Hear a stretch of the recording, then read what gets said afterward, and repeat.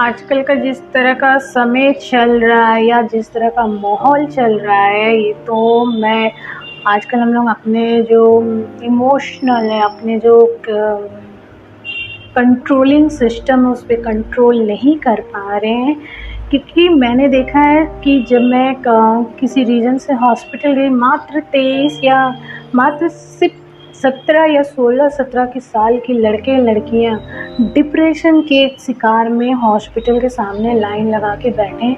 और मैंने जब उनसे पूछा क्या रीज़न है, तो उनके पेरेंट्स कहते हैं हमारे बच्चे को इतने गुस्सा आता है कि किसको क्या मार के चल जाते हैं, तो इसलिए हमने डॉक्टर को दिया तो सलाह पता चला कि डिप्रेशन में जा रहे हैं। तो उस एज में मुझे आज भी पता है, उस एज में हम लोग कितना स्ट्रगल करके आगे लाइफ में क्या करना है क्या नहीं करना में लगे रहते हैं। और आज के बच्चे हम ही लोग के उस एज में आते हैं तो डिप्रेशन के लाइन में लगे रह रहे हैं। तो मैं बताऊँ, इसी के ऊपर मैं एक छोटी सी कहानी बता रही, रियल की है, गोरखपुर की है। एक छोटा सा चीज़ हुआ था, बस एक छोटा सा था मामला और कोई मैटर नहीं था, लेकिन हमारा जो इमोशनल था वो कंट्रोल से बाहर हो गया, इसलिए ये घटना हुआ, इसलिए मैं ये बता रही हूँ। तो ये हमारे यूपी के गोरखपुर के देवरिया गांव का कहानी है और वो भी 2 अक्टूबर का सुबह का घटना है। ये रीज़न कुछ भी नहीं था, जैसे कि नॉर्मली हर चीज़ होता है कि किसी को अर्जेंट होता है या कुछ भी होता है तो कभी-कभी हमारे घर के पास पार्किंग के पास ही गाड़ी रख देते हैं, तो उसमें छोटा बहुत बहस हो जाता। उसी टाइप का ये भी था। इनका खेत में गाछ गिर गया था बारिश काफ़ी होने के चलते। तो इन्होंने एक अपना इनका जहाँ खेत है वो वहाँ गए थे और अपना बाइक एक घर के सामने रख दिए। तो वहाँ से जो थे उन्होंने कहा कि प्लीज़ आप अपना बाइक हटा लीजिए। तो इन्होंने कहा कि 2 मिनट का काम है। तो उन्होंने थोड़ा टाइटली आवाज़ से बात किया कि नहीं, आप अपना बाइक यहाँ से हटा लीजिए, हमारा यहाँ जगह है, जो भी। तो इनको भी गुस्सा आया, उनको भी गुस्सा आया। गुस्से में बात इतनी बढ़ती गई कि उनके जो फैमिली मेम्बर्स में 2 लेडीज़ थी, उन्होंने आया, फिर वो बहस करने लगे। तो बहुत बहस इतनी हद तक बढ़ चुकी थी कि वो हद कब पार हो गया और सारी हदें पार होने लगी। फिर वहाँ जो 2 लेडीज़ थी, माँ और बेटी, उन्होंने अपनी लिमिट क्रॉस कर दिया और ये जो अपना खेत देखने आए थे, इन्हें भी गुस्सा आ गया। फिर इन्होंने भी कुछ ऐसा बात बोल दिया जिनसे वो लेडीज़ को और गुस्सा आ गया। उन्होंने अपने घर से हंसवा लाया और इनको मार दिया। तो ये और इनके जो गांव वाले 2 जन आए थे तो उनको भी लेडीज़ वाले लोगों ने कहा कि यहाँ से भागो नहीं तो तुम्हें भी हम लोग मार देंगे। तो वो दोनों वहाँ से चला गया था। फिर ये लोग क्या किया, उनको वहीं छोड़ के अपने घर में घुस गए, अपना दरवाज़ा जो था बंद कर दिया। फिर वो 2 इंसान अपने गांव में जाके कहा कि फलाना वाला गांव ने आई थिंक शायद ये इस गांव के मुखिया थे, तो शायद मुखिया या जो भी थे, तो उनको मार दिया। तो उनके गांव से 10, 15, 20, 16, 17 आई थिंक इतने ही लोग आए। फिर इनके घर घुसे, इनके घर में मारपीट हुई, सबको 6 को 6 मार दिया ना। मतलब इतनी गुस्सा, इतना वायलेंट हो चुके थे कि दोनों साइड से कि उनको भी नहीं समझ आ रहा था कि लेडीज़ लोग हैं, जेंट्स लोग हैं, बच्चे हैं, सबको मार दिया। उनमें से एक जो बाहर गया हुआ था तो वो सेफ था, जो रात में आया तो पता चला।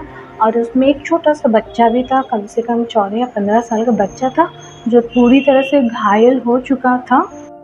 फिर उस बच्चे को हॉस्पिटल में एडमिट किया, आई थिंक अभी सेफ होगा।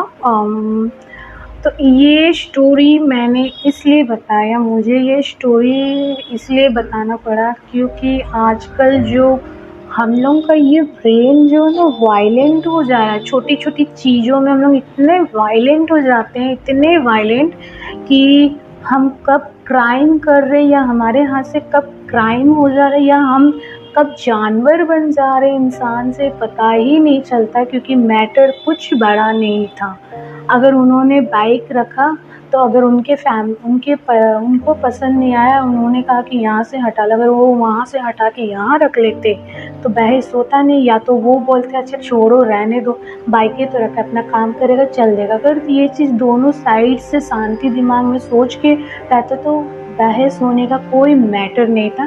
बट बहस का मैटर बस एक बाइक थी। तो उस बाइक ने कब गोरखपुर के देवरिया में खून का है होली खेल लिया, पता ही नहीं चला। तो ये जो हमारी जो फीलिंग, हमारी जो इमोशनल, हमारे जो हार्मोन, ये हमारे बस में आजकल नहीं रह पा रहा है। हम ये नहीं सोच के छोड़ रहे हैं कि अच्छा ठीक है छोड़ो ना रहने दो, अगर उसने बोल दिया तो कोई बात नहीं, हम ही हट जाते। ये चीज़ हमारे में नहीं है, हम बहस करना स्टार्ट करता है। मैं स्टोरी इसलिए बता रही हूँ कि कंट्रोल, अगर जिस दिन हमने कंट्रोल करना सीख लिया, हद से ज़्यादा कोई चीज़ में घुसने से अपने आप को कंट्रोल करना, किसी पे ज़्यादा प्यार लुटाने से अपने आप को कंट्रोल करना, किसी की हद से ज़्यादा गुलामी करने से खुद को कंट्रोल करना, अपनी सोच को कंट्रोल करना, अपने आप को जानवर बनने से कंट्रोल करना। जब हम लोगों ने इस चीज़ को सीख लिया ना, हमें कंट्रोल कैसे करना खुद पे, पीने से अपने आप को कंट्रोल करना, उस दिन सीरियसली, उस दिन हमारा देश, हमारी सोच, हमारा लोग, हमारे जगह, हमारे सब चीज़ सेफ रहेगा। क्योंकि जब तक हमारा कंट्रोल में खुद पे क्षमता नहीं रहेगा, इस तरह का वायलेंट होगा और हमेशा ही होगा। इसे ना आप रोक सकते, ना हम रोक सकते, ना ही कोई सिस्टम रोक सकता है।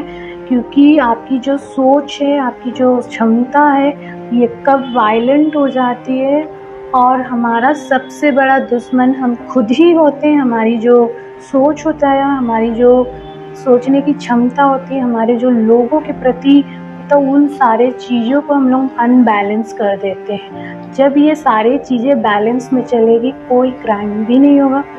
और अपने गुस्से पे कंट्रोल करना, मैं स्टोरी इसलिए बता रही हूँ कि कंट्रोल, अगर जिस दिन हमने कंट्रोल करना सीख लिया, हद से ज़्यादा कोई चीज़ में घुसने से अपने आप को कंट्रोल करना, किसी पे ज़्यादा प्यार लुटाने से अपने आप को कंट्रोल करना, किसी की हद से ज़्यादा गुलामी करने से खुद को कंट्रोल करना, अपनी सोच को कंट्रोल करना, अपने आप को जानवर बनने से कंट्रोल करना। जब हम लोगों ने इस चीज़ को सीख लिया ना, हमें कंट्रोल कैसे करना खुद पे, पीने से अपने आप को कंट्रोल करना, उस दिन सीरियसली, उस दिन हमारा देश, हमारी सोच, हमारा लोग, हमारे जगह, हमारे सब चीज़ सेफ रहेगा।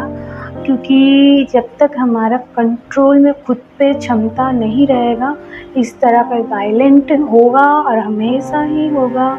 इसे ना आप रोक सकते, ना हम रोक सकते, ना ही कोई सिस्टम रोक सकता है। क्योंकि आपकी जो सोच है, आपकी जो क्षमता है, ये कब वायलेंट हो जाती है और हमारा सबसे बड़ा दुश्मन हम खुद ही होते हैं। हमारी जो सोच होता है, हमारी जो सोचने की क्षमता होती है, हमारे जो लोगों के प्रति, तो उन सारे चीज़ों को हम लोग अनबैलेंस कर देते हैं। जब ये सारी चीज़ें बैलेंस में चलेगी, कोई क्राइम भी नहीं होगा।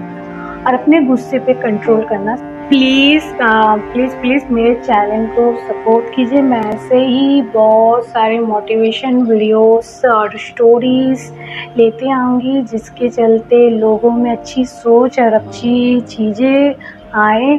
मैं कोशिश करूँगी कि मेरी हर स्टोरी में ऐसी सीख हो कि लोग अपने आप को सीखें, समझें और अपने लाइफ को आगे बढ़ाएं।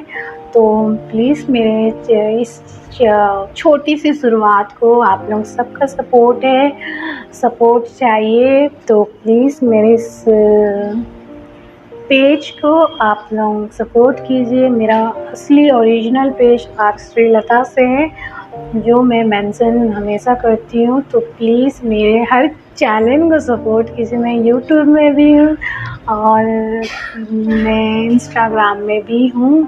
और मेरे सारे चैलेंज में और सारे पेज में अलग अलग चीज़ें हैं जो लोगों में अच्छी चीज़ें लाने की कोशिश कर रही है, चाहे वो लव के बारे में हो, चाहे इमोशनल के बारे में हो, चाहे फ़नी के बारे में हो।